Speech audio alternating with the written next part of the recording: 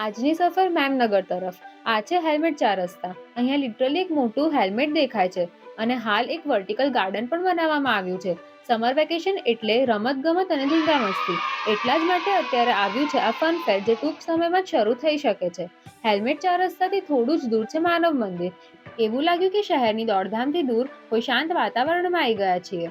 આ મંદિર સવાર-સાંજ શ્રદ્ધાળુઓથી ભરેલું રહે છે. અહીંયા નજીકમાં મહારાજા અગ્રસેન, ITI જેવી સારી સારી એજ્યુકેશનલ ઇન્સ્ટિટ્યૂટ્સ પણ છે અને મેફ્લાવર, સનફ્લાવર જેવા હોસ્પિટલ્સ પણ અહીંયા પાસે જ છે. સુભાષ ચોક પાસે જ ડિનર બેલ, સનકલ્પ, સેફ્રોન જેવા ખાવા પીવાના વેલ નોન સ્પોટ્સ પણ છે જે ફૂડ લવર્સ માટે તો સ્વર્ગ છે. આ શહેર મેટ્રોને કારણે લિટરલી ઊંચાઈએ પહોંચી ગયું છે અને BRTS થી તો જાણે આખું અમદાવાદ કનેક્ટ થઈ ગયું છે. અને આખરે પહોંચ્યા મેમનગર લેક.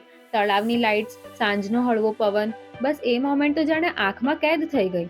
એટલે વાત એ છે કે મને તો મેમનગર ખૂબ જ ગમ્યું. જો તમને પણ ગમ્યું હોય અને જો તમને અહીંયા રહેવા આવવું હોય તો આજકાલ મણિનગર સાઇડ રેસિડેન્શિયલ અપાર્ટમેન્ટ્સના પ્રાઇસ 4 થી 5 હજાર રૂપિયા સ્ક્વેર ફૂટ ચાલે છે અને બ્રોકરેજ વગર ડીલ્સ તો ક્લિયર ડીલ્સ કરી જ આપશે.